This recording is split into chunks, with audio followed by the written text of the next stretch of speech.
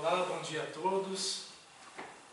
Quero agradecer mais uma vez a oportunidade de poder trazer um assunto relacionado ao Evangelho de Jesus e dizer que nós estamos aqui hoje reunidos, seguindo todas as recomendações. O salão está vazio, porém repleto de nossos amigos espirituais, sabemos disso. E o tema escolhido para hoje, gente, é chamado A Verdadeira Pureza, que é um trecho do Evangelho de Jesus. E nós preparamos, obviamente, com todos os ensinamentos que Allan Kardec nos traz, lá no Evangelho segundo o Espiritismo, no capítulo que aborda, então, esse item. Então, Jesus nos disse o seguinte: não é o que entra pela boca que macula o homem. O que sai da boca do homem é que o macula. Então, quando nós pensamos nessa frase de Jesus, nesse ensinamento que ele nos trouxe, nós verificamos que o Mestre, ele não está dizendo que não há importância daquilo que entra pela boca do homem, porque tudo é importante, né? Nós sabemos que nós devemos cuidar do nosso corpo, nós devemos cuidar da nossa saúde, e isso está intimamente relacionado com aquilo que nós colocamos para dentro do nosso corpo, para a nossa nutrição. Mas nós estamos falando, basicamente, aí no aspecto material, né? Porque a alimentação, vivemos ainda num mundo que é material, precisamos da matéria, e a alimentação é parte disso. Mas quando Jesus nos fala que o que macula o homem, o que mancha o homem, é o que sai pela boca, é porque ele está fazendo essa relação justamente com o sentimento que há nos nossos corações. Então Jesus também disse que a boca fala do que o coração está cheio.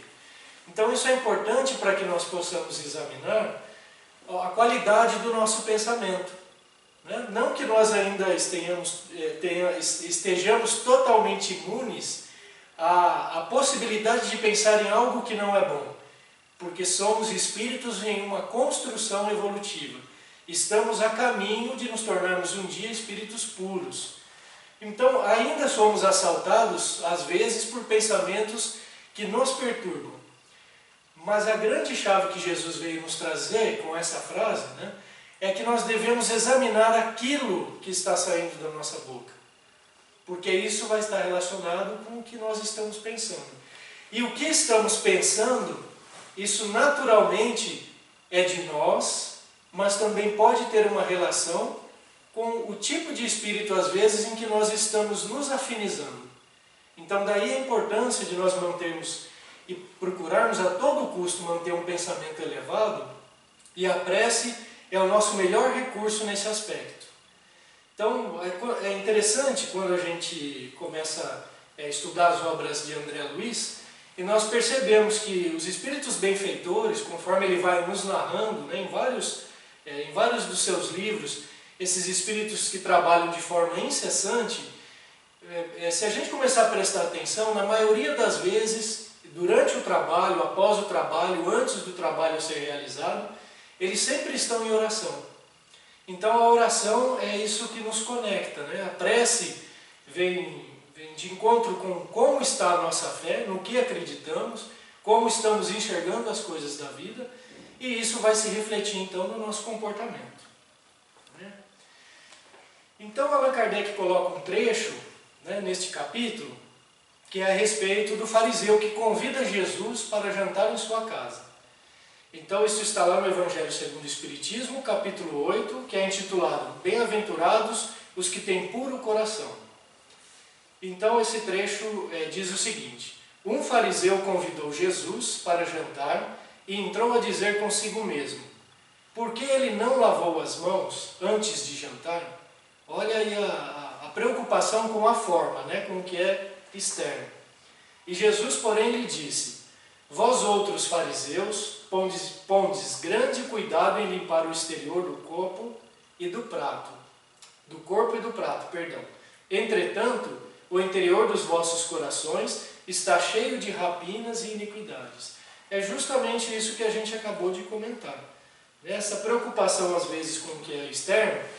E não é que isso não seja importante, porque necessitamos disso ainda, senão estaríamos num plano que seria mais elevado, né? Mas ainda não chegamos lá. Então, quando Jesus diz isso, ele também nos esclarece com uma outra frase dele, que é uma reflexão, que diz o seguinte: arrancada será toda planta que meu Pai Celestial não plantou. Então, esta frase, qual é a relação, né? Qual o ensinamento que podemos extrair disso quando Jesus veio nos trazer? Toda planta que meu Pai Celestial não plantou. Jesus estava fazendo uma alusão a tudo aquilo que foi criado pelo homem. E esses rituais criados pelo homem, perante as religiões, é essa planta que o nosso Pai não plantou. Não está relacionado com os ensinamentos de Deus que Jesus veio nos trazer. Então, quando ele diz que tudo isso será arrancado, na verdade ele está dizendo, esses rituais eles não vão se perpetuar ao longo do tempo. Né? Isso é algo que é criado pelo homem para uma determinada situação. E na maioria das vezes, né, Jesus nos explica aqui, e isso é uma relação com o farisaísmo, na maioria das vezes isso é para eximir o homem das suas obrigações da evolução moral. O que é que eu quero dizer com isso? É que é mais fácil nós realizarmos todo esse ritual, fazer a lavagem das mãos, preparar tudo externamente para a nossa refeição, para aquilo que vai entrar pela boca, dizendo, Senhor, eu já estou quite com você nesse momento. Eu fiz toda a minha parte e agora eu posso receber as suas bênçãos. Porém, Jesus nos faz um convite que é totalmente o contrário. Ele não nos dá a intenção de valorizar esses rituais externos, mas sim ele vem nos convidar a mudarmos o nosso interior, a fazermos a reforma moral e íntima. Que isso, gente, se nós formos pensar, isso é o maior desafio, né? Porque se fosse fácil já estaríamos resolvidos quanto a isso. Eu estou falando mais de mim, né? Muitos possivelmente já chegaram nesse estágio, mas ainda o que nos exige mais é essa reforma moral e que, graças a Deus, né, no bom sentido, nós estamos buscando já há algum tempo. Já temos pelo menos esclarecimento perante os ensinamentos do Mestre Jesus e os ensinamentos que Allan Kardec tão sabiamente veio nos trazer. Então Kardec explica o seguinte, né, nessa sequência, que a doutrina moral do Cristo acabou por ser atirada para segundo plano, donde resulta que muitos cristãos consideram mais garantida a salvação mediante práticas exteriores do que pelas práticas da moral. Então é mais fácil realizar rituais, atos externos, do que realizar a sua mudança moral, ou seja, a sua reforma íntima. E Kardec nos diz que a pureza do coração ela é inseparável da simplicidade e da humildade. E ele coloca então mais um ensinamento de Jesus, sequencialmente, que é: bem-aventurados os que têm puro coração, porquanto verão a Deus. E essa pureza de coração, é claro que ela é inseparável da simplicidade e da humildade. Se nós pensarmos no exemplo de Jesus, Jesus não edificou nenhum templo, Jesus não exigiu que fosse realizado qualquer obra suntuosa para que ele pudesse desenvolver o seu trabalho. Foi através da sua simplicidade, da sua humildade, que Jesus foi ficando cada vez mais conhecido. E através dos seus atos de amor, né? Com tantas curas, com tanto consolo material e espiritual que Jesus veio nos trazer. E Jesus, né, seguindo nessa linha de raciocínio, Jesus é tão importante nesse aspecto que, se nós pegarmos o exemplo de Maria de Magdala, ele foi possivelmente aquele primeiro homem que valorizou a mulher com este exemplo, né? Então Jesus, ele trazia todos, né, com o seu ensinamento próximo dele. E tantos gostavam dele, né, e principalmente aqueles que eram os mais simples, os mais necessitados. E por que Jesus veio pregar para eles? Porque Jesus sabia que eles iriam ouvi-lo, e não aquele homem que estava ainda cheio de soberba, né, que é o que precisava dessa transformação moral.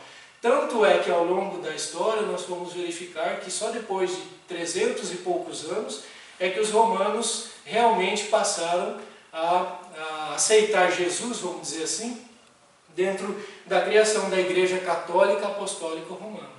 Então, o exemplo do mestre, né, que ele vem para os mais simples, é essa simplicidade e humildade que nos é colocado aqui, explicado por Allan Kardec. Então Jesus também diz nesse capítulo, né, deixai que venham a mim as criancinhas, não as impeçais, porquanto o reino dos céus pertence aos que se assemelham a elas. Então veja que Jesus não coloca que são aqueles iguais às criancinhas, embora tenha traduções nesse sentido também, mas sim aqueles que se assemelham às crianças. E o que é que Jesus quer dizer com isso? Se assemelhar às crianças.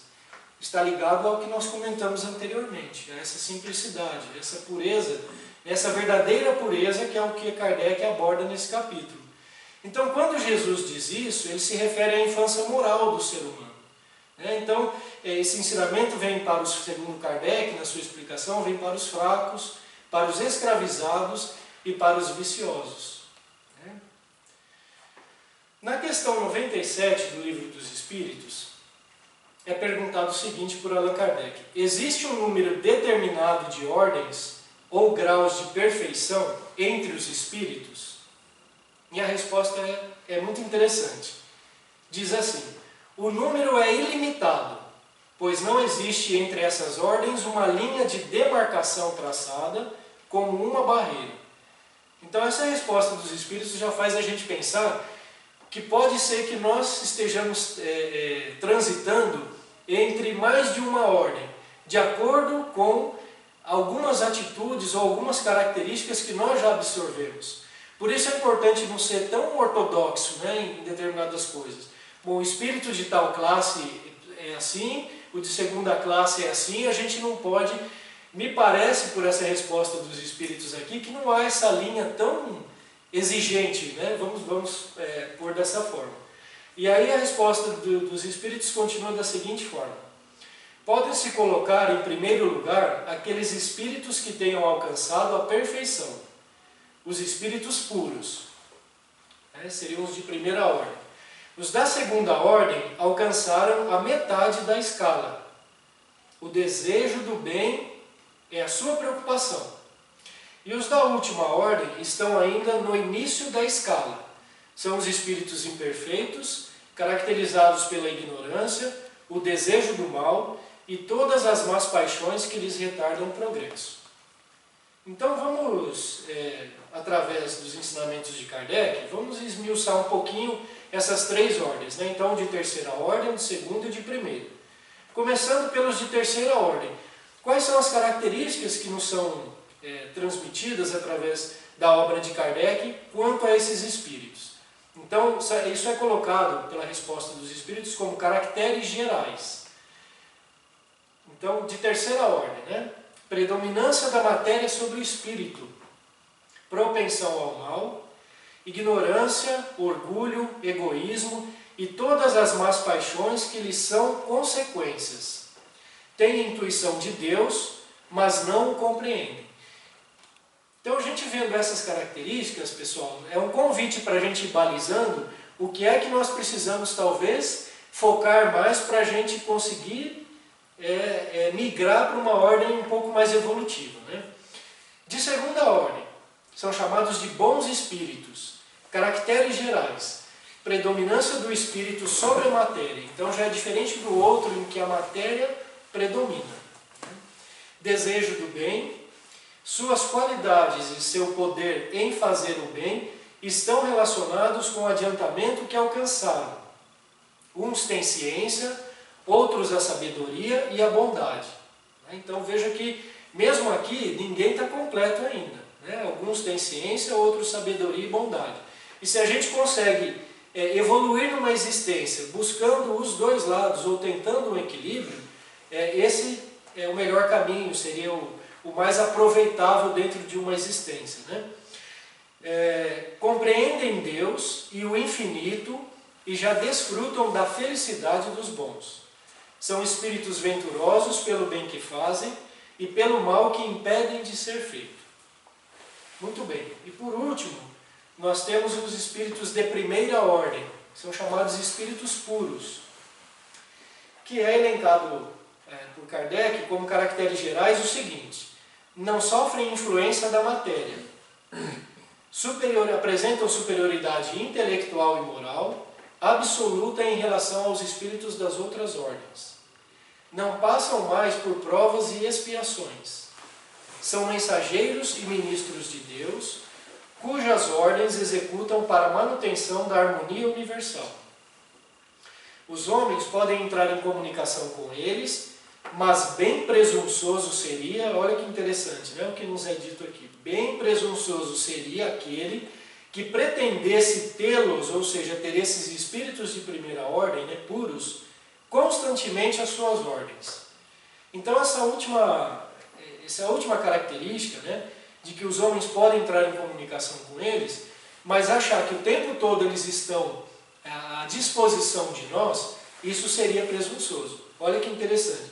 E isso me fez lembrar de um trecho do livro Missionários da Luz, em que é um livro psicografado por Chico Xavier, pelo espírito André Luiz. E André Luiz, lá no capítulo 19, se eu não me engano, que é chamado Passes, o nome do capítulo é Passes, ele comenta um caso que é chamado de caso de 10ª vez. Esse caso de 10ª vez chama a atenção quando a gente lê o livro, porque o próprio André Luiz ele fica curioso quando ele ouve isso. Né? Alguém, eu não lembro quem, acho que vem comentar alguma coisa com Alexandre, se não me falha a memória, e comentar, nós temos um caso de 10ª vez. E eu estou explicando aqui de forma resumida, viu gente? Porque é bem mais cheio de detalhe, né? Quem tiver oportunidade vale a pena ler. E esse caso de 10ª vez é interessante porque André Luiz nos explica nesse livro que os espíritos, dependendo da característica que uma pessoa apresenta, da necessidade que ela apresenta de amparo dos espíritos, eles nos dão 10 chances de ajuda. Por isso de 10ª vez. Mas após a 10ª vez, eles não que se esgotem, né, o seu trabalho, porque o trabalho deles é infindável. Mas eles passam a deixar a pessoa mais a sua própria responsabilidade. Porque eles comentam o seguinte, nesse caso especificamente, se tratava de um senhor que havia procurado, né, uma casa espírita, um centro espírita, e a fim de receber benesses no sentido de se reequilibrar. Então começou a frequentar aquele grupo e a participar, né, ativamente para poder se reequilibrar, para poder, enfim, se sintonizar com algo melhor. Mas esse senhor, ele sempre, segundo André Luiz, ele apresentava umas regiões, e André Luiz descreve isso no organismo como pequenas nuvens enegrecidas, na área de baço, fígado, né? E André Luiz comenta que esses espíritos faziam passes, por isso está no capítulo passes magnéticos para retirada, então, desse tipo de energia, que era uma energia densa, na descrição dele. E que já era a 10ª vez que eles estavam realizando esse tipo de passe direcionado nessa pessoa para fazer essa limpeza, vamos colocar dessa forma, né, para ficar mais elucidativo. Mas que essas nuvens enegrecidas, como se fossem energias, né, em desalinho, elas eram resultante de um comportamento que perseverava nessa pessoa, um comportamento repetitivo, em muitas situações, perante o trabalho, perante os familiares, essa pessoa tinha um costume muito de enaltecer as rixas. Era uma pessoa que procurava se encolerizar com qualquer coisa. E esse comportamento repetitivo foi gerando essas áreas que André Luiz descreve em determinados órgãos. E era a 10ª vez que os espíritos estavam fazendo esse passe de limpeza. E detalhe, eles comentam que esta pessoa era a 10ª vez em 3 meses. Em 3 meses em que essa pessoa vinha frequentando o centro, já havia se esgotado nesse período os 10 benefícios, vamos dizer assim, que eles estavam direcionando para ele. E então, se eu não me engano, o Alexandre, o mentor, ele diz o seguinte, né, olha, daqui para frente é com ele mesmo.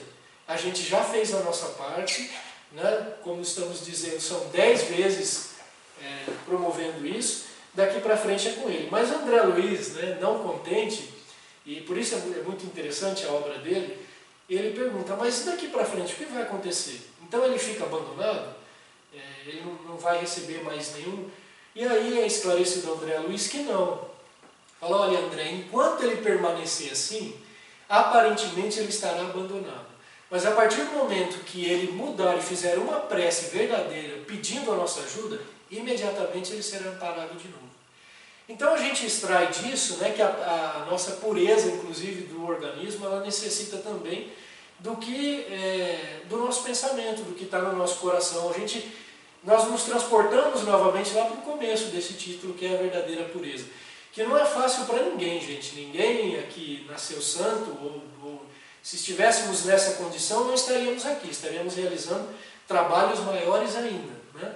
Mas que isso é um convite a nós procurarmos lentamente deixarmos de lado aqueles comportamentos que são muito difíceis para nós ainda, e eu me incluo nisso. Que a gente, a hora que vê, está repetindo novamente, né? Então, André Luiz, eu entendo que é um alerta que Chico Xavier nos traz nessa obra, no sentido de, olha, aquilo que é simples, que a gente está realizando de forma automática ainda, cuidado, porque pode ser um empecilho nesse equilíbrio. Que os espíritos também, eles têm mais o que fazer, vamos dizer assim, do que o tempo inteiro estar à mercê dos nossos caprichos, né? Por isso, esse espírito puro de primeira ordem, né, dito no final, seria presunçoso se pretendêssemos tê-los constantemente às nossas ordens. Mas se a gente quer um espírito puro nos acompanhando, é fácil, gente, é só mudar o comportamento. Muito bem. Na questão 117 do Livro dos Espíritos, é perguntado o seguinte por Allan Kardec: depende dos espíritos apressar seu progresso para a perfeição? E claro que nós sabemos que sim, né? Então a resposta é certamente. Eles o alcançam mais ou menos rapidamente segundo seu desejo e sua submissão à vontade de Deus. Olha que interessante, né? Submissão à vontade de Deus. Essa vontade de Deus, onde é que está Deus? Deus está em sua consciência. É outra resposta dos espíritos à pergunta que Allan Kardec também faz, né?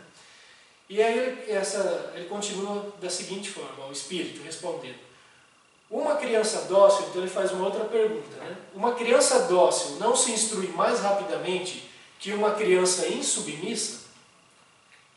Então precisamos refletir se a gente permanece sempre lutando contra algo, no sentido de sermos insubordinados a tudo, né? Claro que a gente também não refletir sobre as coisas, não pensar, às vezes a gente não está fazendo bem, né? Nós estamos, como nos é dito, sim, sim, não, não, disse Jesus. Há um momento da gente dizer sim e há um momento de nós dizermos não, né? Então, quando nos é dito isso, né, que precisa ser submisso à vontade de Deus e que uma criança insubmissa não se instrui, não quer dizer que nós não possamos dizer não às coisas. Tem que tomar muito cuidado, isso é uma linha muito tênue, porque senão a hora que nós acordamos para determinada realidade, nós infelizmente contribuímos com algum comportamento de alguém, ou nosso mesmo, dentro do nosso lar, ou no nosso trabalho, em qualquer lugar, que vai refletir em algo que não é bom, que é ruim. Então essa análise, ela precisa, eu penso, né, quando acontece comigo, eu tento voltar lá na minha consciência. Tem algo na minha consciência que está me dizendo que está certo ou errado? Porque a consciência, como nos foi ensinado, está ligado a Deus. Então se a minha consciência não me acusa, eu creio que eu esteja talvez no caminho correto. Sem soberba, né, porque às vezes a gente erra mesmo. Mas é uma forma que eu encontro de tentar separar essa linha entre o bem e o mal, entre o sim e o não, né? Na questão 119 do Livro dos Espíritos é perguntado o seguinte: Deus não poderia isentar os espíritos das provas que deveis suportar para alcançarem a primeira ordem? E às vezes o fardo está meio pesado, a gente tem meio que esse desejo, né? Mas poderia ser um pouquinho mais tranquilo? Mas aí é que vem o convite à fé, né? Se a gente acredita que tem alguém que é Deus, que comanda tudo, então se a gente realmente tem fé, a gente suporta o nosso fardo com mais esperança, com mais resignação, né? A resposta para essa pergunta é a seguinte: se eles tivessem sido criados perfeitos, os espíritos, né, não teriam mérito para desfrutar os benefícios dessa perfeição. Ou seja, a perfeição não seria dada de presente, não haveria mérito algum. Onde estaria o merecimento sem a luta? Aliás, a desigualdade que existe entre eles, entre os espíritos, é necessária às suas personalidades e a missão que eles cumprem nos diferentes graus da escala está nos desígnios da providência divina para a harmonia do universo. Então é como disse Jesus, a cada um conforme as suas obras, né?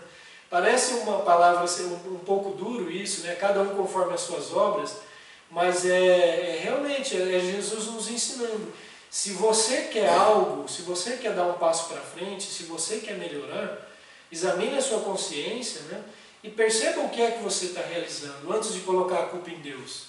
Será que a minha vida não vai bem, né, porque é Deus o culpado? Ou será que eu estou seguindo um caminho que não é adequado? É aquela frase que eu não sei de quem é, mas é um senso comum, um dito popular, né, que a vida dá para a gente o que a gente dá para a vida. Então são pequenas coisas que, se a gente começa a examinar, nós saímos um pouco desse comportamento infantil de colocar a culpa sempre em Deus ou em alguém ou alguma coisa assim do que está acontecendo conosco, né? E sem fazer uma análise íntima, se parte pelo menos daquilo que está acontecendo conosco, não é reflexo pura e simplesmente do nosso comportamento, né? Então Allan Kardec, neste capítulo, nos explica ainda que o objetivo da religião é conduzir o homem a Deus. Então essa verdadeira pureza, né, esse caminho que nós estamos buscando, como nos foi dito, para nos tornarmos espíritos mais puros, e assim em algum dia conseguir entrar em contato com Jesus, com Deus, né? Kardec nos coloca que então isso tem a ver com a religião, sim, pois o objetivo da religião, como ele disse, é conduzir o homem a Deus. Religião, uma das explicações para a palavra, porque tem mais de uma, é religare, né? Vem de religar. Então é nós nos religarmos a alguma coisa que nós sabemos que existe, que está no nosso íntimo ou que ficou perdido em algum momento e a gente vem resgatar isso de alguma forma. O homem não chega a Deus enquanto não se tornar perfeito, ou seja, um espírito puro. Toda religião que não torna o homem melhor não alcança o seu objetivo. Não basta que tenham apenas as aparências da pureza. Olha que interessante essa reflexão de Kardec. Acima de tudo, é preciso ter a do coração. Então a aparência também é importante, porque ele diz não basta que. Ele não está dizendo não deva ter a aparência, né, apenas a aparência. Ele diz não basta, porque é necessário que esteja dentro. Os espíritos sabem do nosso propósito. A gente não precisa se preocupar demais com isso. Se o nosso propósito intimamente ele é para o bem, obviamente que os espíritos sabem disso, que Jesus sabe disso, né? Então fica esse momento de reflexão. Pensando, né, na religião, no que pode ser feito por nós, como é dito aqui por Kardec. Toda religião que não torna o homem melhor não alcança o seu objetivo. Vejam que interessante isso. Kardec não está dizendo o espiritismo, né, ou a religião que não torna bem o homem, se não for o espiritismo, não alcança seu objetivo. Ele simplesmente diz toda religião que não torna o homem melhor. Então, eu vou contar uma passagem, que isso é de um conhecido, e que essa pessoa vem de um berço espírita, mas que nunca seguiu. E em algum momento da vida, já na sua adolescência, quase entrando para a idade adulta, desenvolveu um problema com o alcoolismo. E foi pelos pais conduzido ao centro espírita, tal, mas não houve melhoria nesse aspecto, né? Acabou não permanecendo, foi refratário de certa forma, mas essa pessoa depois começou a frequentar um culto evangélico, a igreja evangélica. E após se iniciar, né, na igreja evangélica, essa pessoa conseguiu largar o alcoolismo. Então esse exemplo, que é de uma pessoa conhecida, eu acho interessante pelo seguinte, porque às vezes a religião, num determinado momento, não serve realmente para, o que eu quero dizer, não serve para algumas pessoas, mas outras sim vai fazer bem. E não há problema algum que tenha sido a religião evangélica, católica, espírita ou qualquer outra coisa nesse sentido, porque o importante num caso desse é que a pessoa conseguiu se recuperar. Então é como Kardec está dizendo aqui, essa religião tornou essa pessoa melhor. Se tornou melhor, está tudo bem, porque cada um tem o seu momento e o seu entendimento e precisa procurar aquilo que nos faz bem. Onde é que a gente se encaixa melhor, para quê? Para sermos pessoas melhores. Em nos tornando pessoas melhores, nós vamos contribuir para o círculo onde a gente vive. Né? Então, eu acho que basicamente o ensinamento ele vem nesse sentido. Na questão 289 do livro Consolador, esse é um livro de perguntas e respostas pelo Espírito Emmanuel, psicografado pelo Chico Xavier. É perguntado o seguinte: são muitos os espíritos em evolução na Terra ou nas esferas mais próximas que já viram Cristo, experimentando a glória da sua presença divina? E aí a gente pergunta, né? Realmente é isso, deve ser uma glória poder ver o Cristo, né? Eu não sei nem o que aconteceria comigo se eu visse a figura de Jesus, ou tivesse a oportunidade de ver Jesus, nem que fosse por um segundo, né? Mas ao mesmo tempo eu fico pensando, que se me perguntasse um dia, olha, você pode escolher quem você quiser para entrevistar. Eu não pensaria duas vezes, eu escolheria Jesus. Não sei ainda o que eu iria perguntar para ele, viu? Mas eu acho que deve ser um júbilo tão grande, né? A gente não consegue dimensionar isso. Mas a resposta é a seguinte, que toda a comunidade dos espíritos encarnados na Terra, ou localizados em suas esferas de labor espiritual mais ligadas ao planeta, sentem a sagrada influência do Cristo, por meio da assistência de seus prepostos. O que são os prepostos? São os enviados por eles, são os espíritos mais evoluídos, né? Todavia, pouquíssimos alcançaram a pureza indispensável para a contemplação do Mestre no seu plano divino. Então, a gente recebe esse influxo sagrado do Cristo.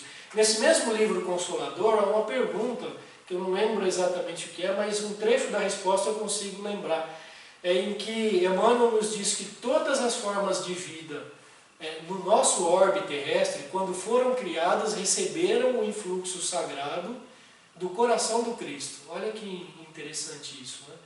Por isso é o que está aqui. Se a gente consegue se conectar de alguma forma, nós sentimos essa sagrada influência do Cristo, como Emmanuel vem nos ensinar. Kardec também afirma, gente, neste capítulo o seguinte, olha, que todo mau pensamento resulta, pois, da imperfeição da alma. Você vê a importância dessa pureza, da verdadeira pureza que nós estamos buscando, né? Entretanto, de acordo com o desejo que alimenta de depurar-se o espírito, né, mesmo esse mau pensamento pode lhe tornar uma ocasião de adiantar-se, porque ela, a alma, é a referência que ele faz, o repele com energia. Então o que é que Kardec está dizendo aqui? Que se a gente tem um mau pensamento ainda, se isso ainda acontece, também é uma oportunidade para nos tornarmos melhor. Se a gente realmente com energia consegue repelir, está pensando em algo ruim e fala, não, peraí, eu vou fazer uma prece rapidamente e não vou pensar mais nisso, ou vou tentar não pensar nisso. Ele já está dizendo aqui que isso é uma forma da nossa alma se adiantar. Então olha com as coisas simples, porque nós temos uma tendência como seres humanos a pensar em coisas grandiosas. Isso está dentro da gente ainda. A gente sempre quer construir algo grande, a gente sempre quer ter um nome reconhecido, mas esses ensinamentos, desde lá de Jesus, que a gente pega no Evangelho, os trechos, vai lendo, né? E vai vendo os ensinamentos que os Espíritos vêm nos trazer através de Allan Kardec, nós percebemos que essa simplicidade, né, de algumas coisas, muitas vezes é a alavanca que faz a gente dar um passo para frente. Então, está vendo? Até isso, até repelir o mau pensamento, nós estamos educando o nosso espírito para se tornar melhor. É oportunidade. Então ele diz, é indício de esforço para apagar uma mancha. Não cederá se lhe apresentar uma oportunidade de satisfazer um mau desejo. Então, nós não cederemos, né? Não, o espírito não cederá. Depois que haja resistido a esse mau pensamento, sentir-se-á mais forte e contente com a sua vitória. E, aproveitando para finalizar, eu gostaria de contar uma história que é relacionada. Essa história, ela obviamente não é minha, né? Ela está no livro Boa Nova, é um livro da psicografia de Chico Xavier, pelo espírito Humberto de Campos. E é um livro excelente, gente. Quem puder ler, ele traz várias passagens do Evangelho de Jesus através das explicações de Humberto de Campos. E neste livro há um capítulo chamado Amor e Renúncia, e há um outro que lá no final que é chamado Maria, né, Mãe de Jesus, mas o título do capítulo é apenas Maria. E essa reflexão aqui é muito simples, né, é mais cheia de detalhes, mas para ver o quanto que é importante esse amor, essa renúncia, e também o momento em que Jesus estava na cruz e Maria, sua mãe, estava lhe guardando ali ao pé da cruz. Então é dito por Humberto de Campos, nessa passagem, de que após aquelas grandes pregações que Jesus fazia no lago, né, já praticamente entrando à noite, Jesus, depois dessas pregações, foi para Pedro, junto com Pedro, para a casa dele.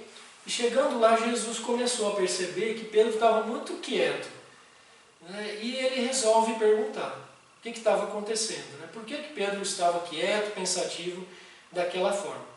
E aí Pedro diz para o mestre: Mestre, eu estava pensando justamente no primeiro dos seus feitos, né, que foi a transformação lá nas bodas de Caná da água em vinho. Se isso não iria convidar as pessoas, o vinho, né, não iria convidá-las à embriaguez e também ao excesso da alimentação, à gula. Como é que isso poderia ser bom? E Jesus, e aqui eu não vou entrar no mérito, gente, de se realmente a transformação era vinho, tinha álcool ou não tinha álcool, porque, né, quem quiser pode pesquisar a respeito disso, mas que algo foi transformado naquela água, isso é certeza que foi, né? E Jesus diz: Pedro, já parou para pensar, entendendo tudo aquilo que estava na cabeça de Pedro? Então Jesus pergunta para ele: Pedro, já parou para pensar o quanto é importante nós transmitirmos alegria aos nossos amigos? E ele fez a pergunta, mas Pedro permaneceu quieto, né? Então, percebendo que Pedro ainda estava quieto, Jesus disse o seguinte: Pedro, com esse vinho eu trouxe alegria para os nossos amigos naquele momento. Os nossos amigos naquele momento representam a alegria que eu vim trazer para selar a comunhão dos seres humanos com Deus nosso Pai, aqui na Terra. Então olha que interessante essa explicação de Humberto de Campos, né?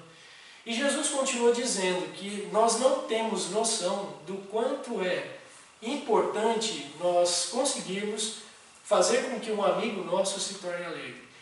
E ele dentro desse capítulo, ele explica que esse amigo é o amor de fraternidade que ele nutre por todos nós da humanidade. Que Jesus, obviamente, já consegue fazer isso, né? Então, ele continua explicando a Pedro e diz o seguinte, que seja o nosso coração uma sala iluminada onde nossos amigos se sintam tranquilos e ditosos. E é bem assim que a gente se sente quando a gente está muito aflito e resolve abrir um livro, uma mensagem relacionada ao Evangelho. É como se a gente estivesse no coração do Cristo, numa sala iluminada, que a gente se sente tão bem, tão acolhido, né? E aí Pedro pergunta: mas mestre, como nós devemos proceder com toda essa amizade que o senhor está comentando? Como nós devemos proceder com aquele amigo que é ingrato àquilo que nós fazemos por ele?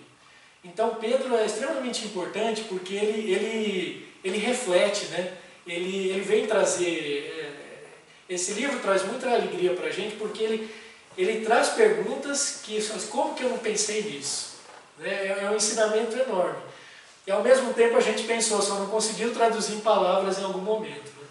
Então ele pergunta: o que fazer com esse amigo que é ingrato? que a gente doou o coração no sentido figurado para Ele, fez tudo de bom para Ele e Ele nos paga com ingratidão.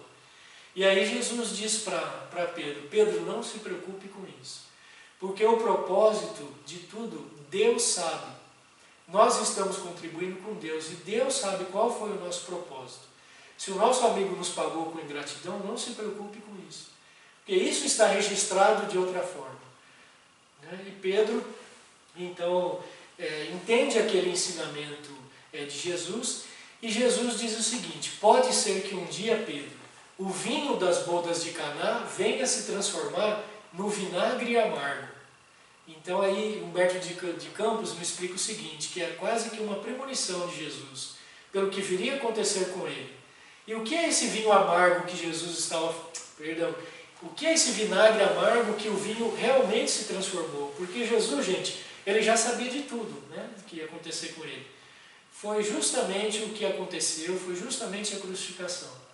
Jesus foi um homem que foi, só fez bem, curou cegos, paralíticos, e embora tenha feito só o bem, ele foi crucificado por nós seres humanos.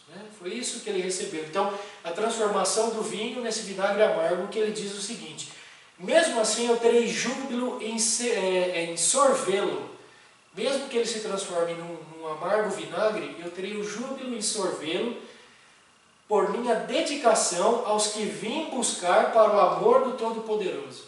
Olha só.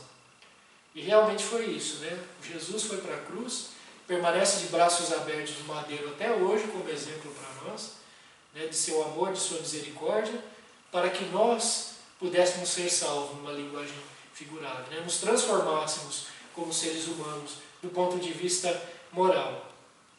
E aí Pedro continua pensando, passado alguns dias, Jesus faz uma nova pregação no lago, e ele então diz que devemos colocar Deus acima dos pais, das mães e dos irmãos terrestres. E aí Pedro fica pensando naquilo, fala, nossa, o que o mestre está falando? Ele diz que eu tenho que amar todos como se fossem meus amigos, mas agora ele fala que eu tenho que deixar todos esses de lado, e colocar Deus acima de pais, de mães e de irmãos. E aí ele pergunta isso para Jesus, mestre, eu não estou entendendo. O Senhor disse isso, mas isso não está de acordo com aquela primeira pregação do Senhor, de nossa amizade. E Jesus diz para ele, Pedro, quando eu coloco Deus, peço para colocar Deus acima de todas as coisas, eu estou convidando para que todos vocês tenham fé. Que tudo, acima de todos os nossos problemas, acima de tudo que é importante, há alguém velando por nós. Quem é esse que vela por nós? É Deus, Pedro. É pura e simplesmente isso que eu estou dizendo. E que de forma alguma nós não devemos cuidar daqueles que são os nossos afetos. Nós devemos cuidar de todos eles, mas Deus está no comando, acima de tudo isso. E aí Pedro entende mais essa passagem de Jesus. Então, nessa lição Amor e Renúncia, Jesus quando ele pede para colocar Deus acima de tudo, justamente a parte do amor é do amigo. Somos amigos de todos, nos colocamos assim, pelo nosso amor. E a renúncia é que deixemos para trás todas essas convenções do mundo e passamos a ter uma conexão maior com Deus, que é o que a gente falou, essa religação, que pode ser chamada de religião ou qualquer outra coisa. Então Jesus também pergunta a Pedro, Pedro, já parou para pensar quantos homens, como os homens são bons em reter, mas como é difícil para os homens em abrir mão, em renunciar, por isso o capítulo chama Amor e Renúncia. E aí ele fala de renunciar a todas essas convenções, desde títulos, desde posições sociais, desde coisas que são muito mais do mundo do que de Deus. E aí ele fecha, então, esse capítulo dessa forma. Mas a relação com o capítulo que tem de Maria, quando Jesus é crucificado, que Humberto de Campos vem nos trazer, é que lá Humberto de Campos lembra também de Maria pensando, desse vinagre amargo. Aquele vinho da boda de Caná se transformou hoje no vinagre amargo que meu filho está sorvendo. E nesse capítulo, Humberto de Campos descreve que Maria, quando está no pé da cruz chorando, em Jesus extenuado, né, todo estrupiado com o que ele já havia sofrido, ela começa a lembrar de Jesus desde a infância. Por isso é muito instrutivo esse capítulo. E ela diz o seguinte, ela lembra de uma passagem emblemática, porque Jesus já era bondoso desde criança. E ela lembra de um dia em que Jesus entra na carpintaria do seu pai, de José, com 2 bandidos de uma vila, de um vale, acho que é Vale de Misepe, se eu não me engano o nome, e que Jesus entra com cada um segurando a mão, né, dos 2, com as suas mãozinhas, e ela escreve assim, Jesus entra com as suas mãozinhas trazendo esses 2 bandidos que eram sabidamente bandidos, ladrões, pessoas perigosas, né? Eles eram conhecidos naquela região. E que Jesus senta com eles, Maria fica observando, José também, e Jesus conversa com eles longamente, demonstrando todo o carinho, todo o afeto que talvez aquelas almas naquele momento estivessem precisando, e que nós como humanos ainda é difícil para nós isso, né? E ela, ao mesmo tempo que ela vê toda aquela bondade e doçura, ela reflete consigo mesma, que ela pensa, meu filho poderá um dia, por essas suas atitudes, estar em perigo. E ela relembra disso ao pé da cruz. E óbvio que ele entrou em perigo por toda a sua bondade, né? Então ela descreve isso, mas nesse momento ela percebe também uma mão tocar o ombro dela no pé da cruz, e quando ela vira e olha, ela vê João. João foi o discípulo que permaneceu, né? Ele ficou, e de todos os outros que temeram naquele momento o que poderia acontecer com eles, João permaneceu. E aí ele dá um abraço em Maria, muito afetuoso, e Maria procura o olhar de Jesus, é descrito dessa forma naquele momento, quando ele estava na sua hora derradeira, né? E ele olha para Maria e diz para Maria, este é seu filho. E aí diz que com muito sacrifício Jesus consegue olhar também para João depois e diz, esta é a sua mãe. E nos é explicado por Humberto de Campos que Jesus estava se referindo aí como Maria, a mãe de todos nós na terra, pelo exemplo que veio nos trazer, e que este é seu filho, né? Que todos nós somos filhos dela perante a Deus, perante a Jesus. Então, essa verdadeira pureza, né, nesses exemplos que Humberto de Campos vem nos trazer, está totalmente relacionado com o que nós temos dentro do nosso coração. Por isso fica esse ponto de reflexão dessas 2 passagens, né? Um capítulo é o capítulo 12, Amor e Renúncia, e o outro é o capítulo 30 do livro Boa Nova. Vale muito a pena a gente dar uma olhada. Meus amigos, eu queria agradecer imensamente a paciência, a tolerância de vocês em me ouvir, e desejo que todos fiquem com Deus, que tenhamos um excelente domingo. Obrigado.